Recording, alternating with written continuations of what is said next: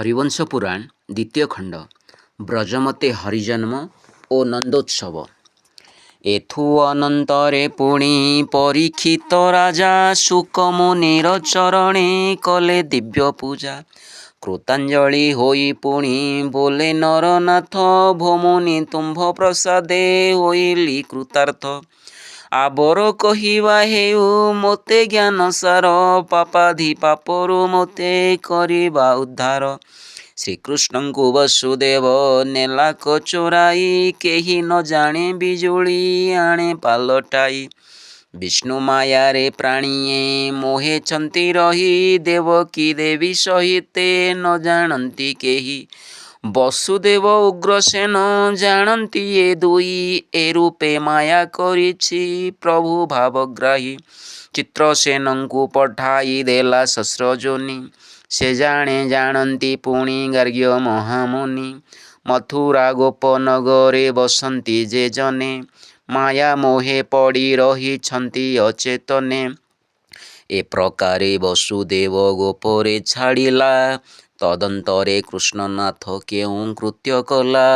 यशोदा देवी निद्रारे अछंती मोहित निद्रा भांगी जानते कले से केवण कृत्य। एहा संक्षेपी कहिबा हेउ महामुनि लभिबु मुक्ति मार्ग शुणी पुण्य ध्वनि। एते बोली परीक्षित कृतांजलि होई मुनिंकर पाद तले पड़िला कसोई। राजार विनय शुणी देखिण भक्ति पुराण पुस्तक फेड़ी कहे सुख जति। शुण तुह परीक्षित उत्तरातनय अति भाग्ये भागवत शुण पुण्यमय। जेते बेले वसुदेव पुत्र गला थोई यशोदा बिजुली जात करी अछि सोई। बाळुत दुहिता गोटी पाखे सोई थिला ताहा आणी वसुदेव पुत्र थोई गला। जेवण श्री जगन्नाथ संचिले ए सृष्टि कोटि कोटि ब्रह्मांड जे बहे रोम पिठी। स्थावर जंगम कीट जीव चारि खानी सकल ब्रह्मांड एहा संचिला कवाणी। अच्छिद्र होई जे पुरी अछि एके एके ता महिमा संक्षेपी मु कहिबहि थोके। सकल ब्रह्मांड को जे अटई धारणा महिमा सागर स्वामी थिबारु करुणा। पंच महाभूतरे जे रहिछंती व्यापी त्रैलोक्य छळे हुअंती स्वामी बाळ रूपी। जार नाभि कमलरु ब्रह्मा हेले जात आदि अंत मध्य जार नाही जे अच्युत। अपार महिमा जार अनंत जे लीला अवनीर छळे हेले यशोदार बळा। घोर निद्रारे यशोदा थिले गोपे सोई पाद तळे सोईछंती त्रैलोक्य गोसाई। पूज रक्त मल मूत्रे रहिछंती लोटी नीलमणि प्राय तेज दिशई चहटी। शरद घनरे जेह्ने उदे इंद्रधनु तेसन कपटांतर दिशे दिव्यतनु। कोटि कोटि काम नुहे से रूप कुसुम जगत मोहन स्वामी तेज अनुपम। तीड़ पुष्प तुल्य नासा दिशई सुसंच बिंबाधर शुकपौल मथा अति घंच। अनल कमल परि सोहे दुई नेत्र कटाक्ष कर ये तिनि भुवन पवित्र। विलंबित वेणी कर्ण नील वर्ण केश गोपित मर्कत जाने शरीर सुवेश। सुविशाल वक्षस्थल दीर्घभुज दंड मध्यरे उदय किवा सपत ब्रह्मांड।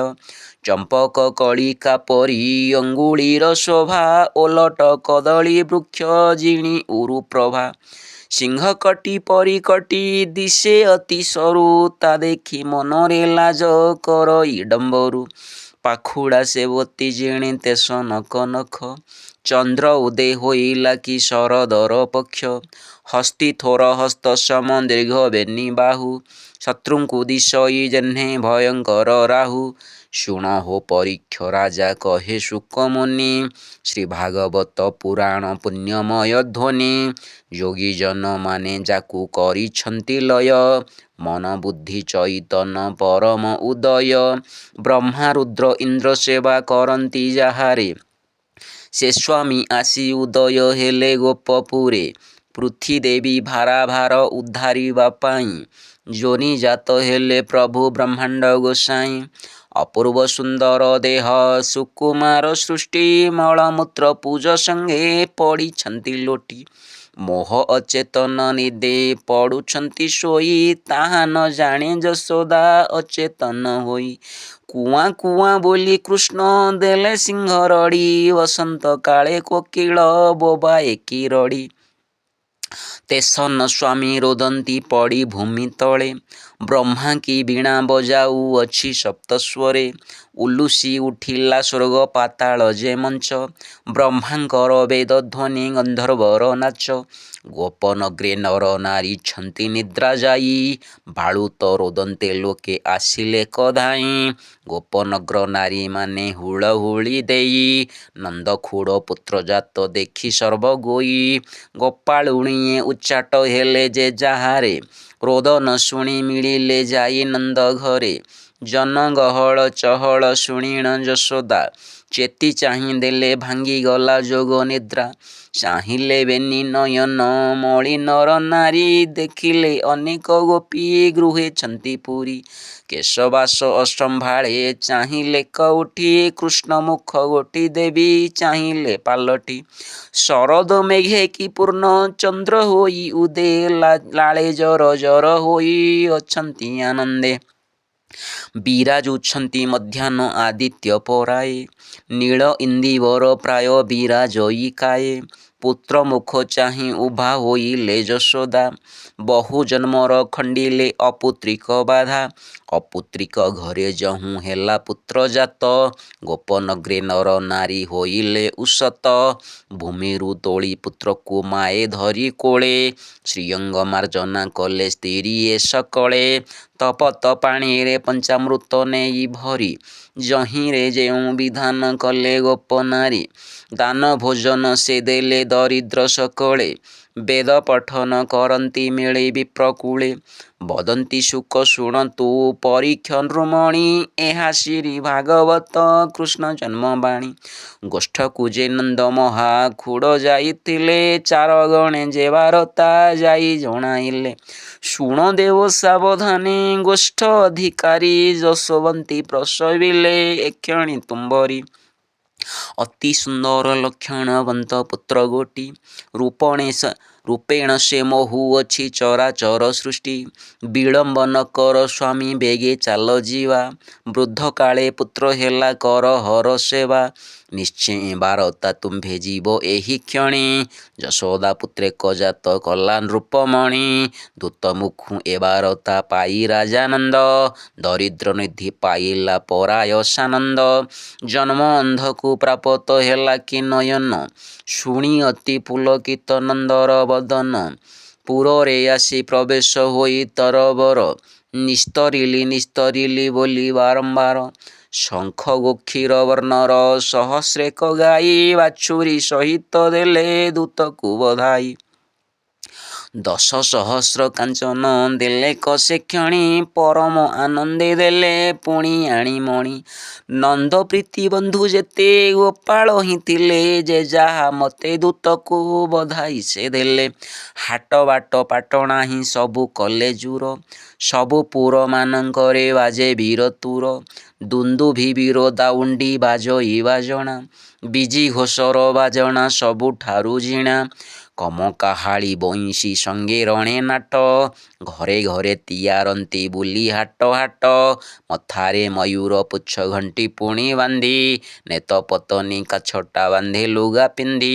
କେନ୍ଦୁସର ଲଉଡ଼ିକି ଘେନିଣ ଗୋପାଳେ ଅନେକ ଜାତିର ବାଦ୍ୟ ବାଜେ ନିଶା କାଳେ। ସମସ୍ତ ଗୋପାଳେ ଆସି ନନ୍ଦ ପାଖେ ବେଢ଼ି ବେଢ଼ାଇଲା ଶସ୍ତ୍ରକୁ ସେ ନିଅନ୍ତି ଉଛୁଡ଼ି। ବଧାଇ ଦିଅ ବୋଲି କେ ଅଳଙ୍କାର କାଢ଼ି କେହି କେହି ନାଚି ନାଚି ଯାନ୍ତି ଆଗ ବଢ଼ି।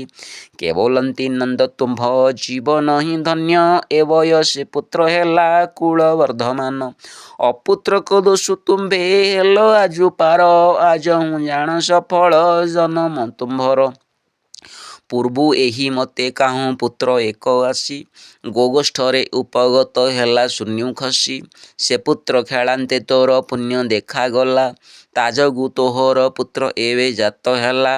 କେ ଗୋପାଳ ବୋଲେ ନନ୍ଦ ଏହିଟାରେ ଥାଉ କେ ବୋଲେ ବଧାଇ ଦେଲେ ଆମ୍ଭଙ୍କୁ ସେ ଯାଉ କେ ବୁକେ ଗୋପୀ ବୋଲଇ ଆଣ ନନ୍ଦକୁ ଗୋ ଧରି ଜଣ ଜଣ କେ ବଧାଇ ଦେଉ ଗଣି କରି ଗୋପୀମାନେ ରୁଣ୍ଡ ହୋଇ ହଳଦୀ ଯେ ବୋଳି ନନ୍ଦର ଉପରେ ପାଣି ନିହୁଡ଼ନ୍ତି ବାଳି ରାଧିକା ବୋଲି ଯେ ବାଳି ଚନ୍ଦ୍ରସେଣା ବାମା ଚନ୍ଦ୍ରକୁ ସେ ପଟାନ୍ତର ଶୋଭା ଅନୁପମା ନନ୍ଦର ଶଳା ଭାଉଜ ଅଟଇ ସେ ନାରୀ ନନ୍ଦ ମହାକୁଡ଼ ଦାଢ଼ି ଉଛୁଡ଼ଇ ଧରି ଏହି ମତେ ଗୋପୀମାନେ କରି ଉପହାସ କେହି ଧରି ଓଟାରନ୍ତି ପିନ୍ଧା ଝିନବାସ ଆନନ୍ଦେ ନନ୍ଦ ଗୋପାଳ ବାଜଣା ବଜାଇ କୃଷ୍ଣ ଫଳ ଫୁଲ ଦେଖି ଗଲେ ବେଗ ହୋଇ ଜୟ ମଙ୍ଗଳ ଯେ ଇଷ୍ଟ ଦେବ ସୁମରିଣ ତାର ବାର ତିଥି ଦିନ ବୁଝନ୍ତି ଯାଇଣ କୋଷ୍ଠୀ କାଟି ଯଉତି ସେ ଗ୍ରହଙ୍କୁ ବସାଇ ଅମୃତ ଯୋଗ ଧରିଣ ଯାତ୍ରା କର କେହି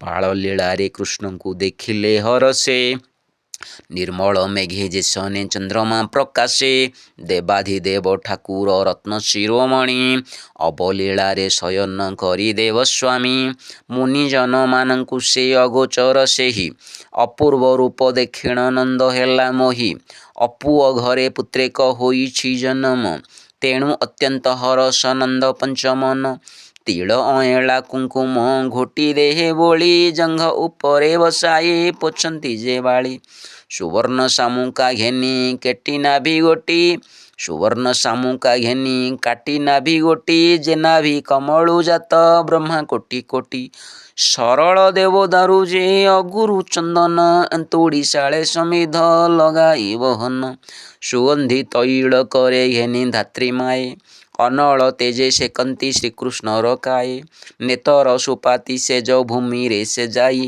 ଅନ୍ତୁଡ଼ି ଶାଳେ ସ୍ୱାମୀଙ୍କି ଶୁଆଇଲେ ନେଇ ଯେ ଯାହା ପ୍ରମୁଖେ ଖଞ୍ଜା ମୂଳେ ଧାଇ ରହି ଅନ୍ତୁଡ଼ି ଶାଳେ ଜଗିଲେ ବାଳି ବେଢ଼ି ତହିଁ ସମବୟସୀ ସୁନ୍ଦରୀ ନବୀନା ଯୁବତୀ ଯେ ଯାହାର ବିଧିରେ ଯେ ସେବା କରୁଛନ୍ତି ଅନ୍ତୁଡ଼ିରେ ଶୋଇଦେଲେ ପୁତ୍ରକୁ ଜନନୀ ସ୍ତନୁ କ୍ଷୀର ଚିପୁଡ଼ନ୍ତି ଶାମୁକାଏ ଘେନି ଅଶେଷ ବ୍ରହ୍ମାଣ୍ଡ ଅଛି ଜୀବନ ଉଦରେ ମାତାର କ୍ଷୀର ପିଅନ୍ତି ତୋଷେ ଦାମୋଦରେ ଅଶେଷ କୋଟି ବ୍ରହ୍ମାଣ୍ଡେ ସମର୍ଥ ଯେ ଅତି ତାଙ୍କ ମହିମା ବର୍ଣ୍ଣନେ କ୍ଷମ କିଏ ଅଛନ୍ତି ତାହାଙ୍କର ଖେଳ ଘର ସିନା ନବ ସୃଷ୍ଟି ଜନନୀର କ୍ଷୀର ପାନେ ହୋଇଲେ କତୁଷ୍ଟି ଜଗତ ଜନର ପ୍ରଭୁ ଗରିଷ୍ଠ ବରିଷ୍ଠ ସକଳ ବ୍ରହ୍ମାଣ୍ଡେ ପୁରୀ ଅଛି ଘଟେ ଘଟ ପୁତ୍ରକୁ କୋଳ କରିଣ ଦେବୀ ଗଲେ ନିଦ୍ରା ପୁତ୍ରକୁ ଯେ କ୍ଷୀର ପାନ କରାଇ ଯଶୋଦା ଚନ୍ଦ୍ରସେଣା ଗୌଡ଼ ଯେ ନନ୍ଦ ଜ୍ୟେଷ୍ଠ ଶଳା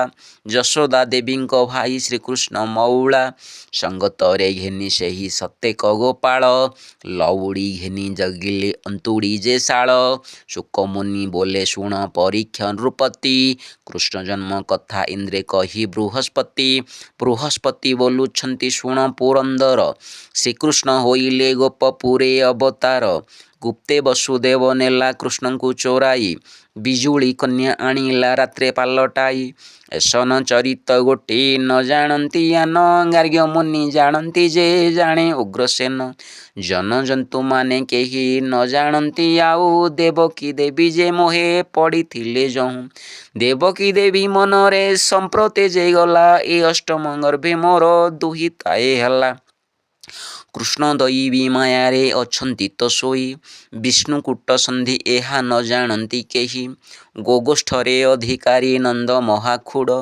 ଗୋପନଗ୍ର ମଧ୍ୟସ୍ଥାନ ଘର ତାର ବଡ଼ ଅନ୍ତୁଡ଼ି ଶାଳେ ଶ୍ରୀକୃଷ୍ଣ ଅଛନ୍ତି ଯେ ଶୋଇ ଗୁପ୍ତେ ଦର୍ଶନ କରିବା ଚାଲ ଏବେ ଯାଇ ଆଜୁ ସରିଲା ଆମ୍ଭର ସ୍ୱର୍ଗୁ ମହାଭୟ ଅନେକ ଦାନବ ପ୍ରଭୁ କରିବେ କ୍ଷୟ ନିଶ୍ଚିନ୍ତେ ହୋଇଣ ତୁମ୍ଭେ ସ୍ୱର୍ଗ ଭୋଗ କର ବୃହସ୍ପତି କହନ୍ତି ଯେ ଇନ୍ଦ୍ରର ଆଗର ବିଚାର କରି ଉଠିଲେ ଇନ୍ଦ୍ର ବୃହସ୍ପତି मन पवन चढ़िण कले शीघ्र गति। रात्रि 2:30 प्रहरे अइले ओह्लाई गोपनग्रे नंद घरे प्रवेशिले जाई। नंद उआसे निकटे मिलिले बहन उलुक मंत्रे कले से शरीर गोपन। भितरे पशिले बेनी जने धातिकारे देखिले विष्णु निद्रित अंतुड़ी शाଳରେ। ଯଶୋଦା ଦକ୍ଷିଣ ହସ୍ତ କୃଷ୍ଣ ଦେହେ ଦେଇ ମାତା ପୁତ୍ର ଏକଠାବେ ଛନ୍ତି ନିଦ୍ରା ଯାଇ।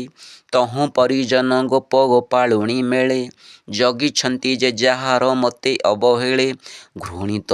ଘୃମିତ ଲୋଚନ ସ୍ୱାମୀ ବେନି ଚକ୍ଷୁ ବୁଝି ମାତା ପାଶେ ଶୋଇଛନ୍ତି ଜାଣୁଛନ୍ତି ହେଜି। ଜାନୁ ଭିତରେ ଶ୍ରୀହରି ଯୋଡ଼ି ପାଦ ଦୁଇ ଛଦମେ ବାଳକ ରୂପେ ଅଛନ୍ତି ଯେ ଶୋଇ। ଏସନଙ୍କ ରୂପ ଦେଖି ବୃହସ୍ପତି ଇନ୍ଦ୍ର ଅନେକ ସ୍ତୁତି କରିଣ ହୋଇଲେ ଆନନ୍ଦ। ବୃହସ୍ପତି ବୋଲେ ଇନ୍ଦ୍ର ଦେଖି ବ୍ରହ୍ମରୂପ ସଂସାର ରକ୍ଷା ନିମନ୍ତେ ହୋଇଛନ୍ତି ଗୋପ୍ୟ। ଯେବଣ ଶ୍ରୀନାରାୟଣ କ୍ଷୀରାର୍ଣ୍ଣବ ଜଳେ ଚତୁର୍ମୁଖ ବ୍ରହ୍ମଜାତ ଜାହ୍ନବୀ କମଳେ। ଯାର କିଞ୍ଚିତ ଆଜ୍ଞାରେ ହୋଇଛି ଧରଣୀ ଅନନ୍ତ କୋଟି ଜୀବ ସେ ସର୍ଜନାକାରିଣୀ। ଦେବାଧିଦେବ ଉପରେ ଅଟେ ଦେବ ସ୍ୱାମୀ ତୁମ୍ଭ ହିତେ ନିଦ୍ରା ଯାଇଛନ୍ତି ଅନ୍ତର୍ଯ୍ୟାମୀ। ଜନମ ମରଣ ବାଧା ଯାହାକୁ ହିଁ ନାହିଁ ବଡ଼ ଠାକୁର ଏହାଙ୍କ ଠାରୁ ଆଉ କାହିଁ। ଏ ଜନ୍ମ ସଫଳ ହେଲା ଦେଖି ନେତ୍ର ଭୁରୁ ଦେଖିଲେ ଶ୍ରୀନାରାୟଣ ବାଞ୍ଛା କଳ୍ପତରୁ। ଏମନ୍ତ ବିଚାର କରି ଇନ୍ଦ୍ର ବୃହସ୍ପତି ଅର୍ଦ୍ଧ ଆକାଶେ ଦେଖିଲେ ଏକ ଶିଳା ମୂର୍ତ୍ତି। ଜୟ ମଙ୍ଗଳ ବୋଲି ଯେ ମଣି ତଳେ ଥୋଇ ବାହୁଡ଼ିଲେ ବେନି ଜନେ ବିମାନ ଆରୋହୀ। ଇନ୍ଦ୍ର ବୋଲେ ବୃହସ୍ପତି ଗୋପନଗ୍ର ଧନ୍ୟ ପରମାନନ୍ଦ ପୁରୁଷ ହେଲେ ଏଥେ ଜନ୍ମ। ନର ନାରୀ ଏ ଦେଖିଲେ ଏହି ରୂପ ଭଲେ ନାହିଁ ଏ ବାଳ ଗୋପାଳ ରୂପ ସମତୁଲେ। ଖଣ୍ଡିଲେ ଗୋପୀ ଅନେକ ଜନ୍ମ ମହାପାପ କହିଲେ ତ ନ ସରଇ ତାଙ୍କ ଭାଗ୍ୟ ତପ। ଯୋଗୀ ସନ୍ନ୍ୟାସୀ ଯବନ ରୂପ ଧ୍ୟାନ କରି ସେ ସ୍ୱାମୀ ଏ ଅବତାରେ ହେଲେ ଦେହଧାରୀ। ଏ ମୋହର ବିଚାରକୁ ମଣିଲ ଏମନ୍ତ ଏଥିରୁ ପ୍ରାଣୀ ସମସ୍ତେ ଜାଣ ପୁଣ୍ୟବନ୍ତ। ପୂର୍ବେ ବ୍ରହ୍ମପୁତ୍ରମାନେ ଦୃଢ଼ ତପ କଲେ ବିଷ୍ଣୁ ଦେହେ ଲୀନ ହେବୁ ବୋଲିଣ ବୋଇଲେ। ସେ ବ୍ରହ୍ମ ଋଷି ଏ ଗୋପୀ ଗୋପାଳ ସ୍ୱରୂପେ ବିଷ୍ଣୁ ଅଙ୍ଗ ସଙ୍ଗ ପାଇଁ ଜନ୍ମ ହେଲେ ଗୋପେ। ଗୋପୀ ଗୋପାଳଙ୍କ ସଙ୍ଗେ କରି ରଙ୍ଗ ଗେଲ ମାରିବେ ରାକ୍ଷସ ବଳ ରଖିବେ ଗୋକୁଳ। କୁଞ୍ଜେ ଯମୁନାର କୂଳେ କଦମ୍ବର ମୂଳେ ଗୋପୀଙ୍କ ସଙ୍ଗେ କରିବେ କ୍ରୀଡ଼ା କୌତୂହଳେ। ମହାପବିତ୍ର ଅଟଇ ଏହି ଭୂମି ଖଣ୍ଡି ଗୋରୁଙ୍କର ମଳମୂତ୍ରେ ଅଛି ନଗ୍ରମଣ୍ଡି। ସ୍ୱର୍ଗରୁ ଅଧିକ ଅଟେ ଏହି ଗୋପ ମଧ୍ୟ ଅଙ୍ଗୁଳିକେ ହୋଇଅଛି ଜାଗ ଅଶ୍ୱମେଧ। ରୁଦ୍ରଧର ବ୍ରହ୍ମାର ଯେ ଅଟଇ ଏ ଭୂମି ତେଣୁ କରିବି ଯେ ଏଥେ ନାରାୟଣ ସ୍ୱାମୀ। ବୃହସ୍ପତି ବୋଇଲେ ହୋ ଶୁଣ ସୁରେଶ୍ୱର ମହାପାତକ ବିନାଶ ହୋଇଲା ଆମ୍ଭର। ଜୟ ଜୟ ଗୋପବାଳ ମୋହନ ମୁରାରୀ ରାଧିକା ଜୀବନ ଧନ ବୃନ୍ଦାବନ ଚାରି। ପୂତନା ସକଟା ବୋକା କେଶୀ ନିଷୂଦନ ଗୋପୀଜନ ଚିତ୍ତଚୋର କାଳିୟ ଗଞ୍ଜନ। ନବ ଜଳଧର କାନ୍ତି ଦିଶଇ ଶୋଭିତ ମୋହନ ବଂଶୀରେ ନାଥ ମୋହିଲୁ ଜଗତ। ଗୋବର୍ଦ୍ଧନ ଗିରି ଟେକି ରଖିଲୁ ଗୋକୁଳ ଶରଣ ପଶିଲା ତୋର ପାଦେ ଅଖଣ୍ଡଳ। ତୋ ଉଦରେ ପୂରିଅଛି ସକଳ ଜଗତ ଦେବତାଙ୍କ ଚଳେ ହେଲୁ ଉଦରରୁ ଜାତ। ହର ବ୍ରହ୍ମା ନ ଜାଣନ୍ତି ତୋ ମହିମା ଲେଶ ଶରଣ ପଶଇ ମୁହିଁ ଯେ ଅଚ୍ୟୁତ ଦାସ। ହରେ କୃଷ୍ଣ କୃଷ୍ଣ କୃଷ୍ଣ ହରେ ହରେ ହରେ ରାମ ରାମ ରାମ ହରେ ହରେ। ହରି ବୋଲ।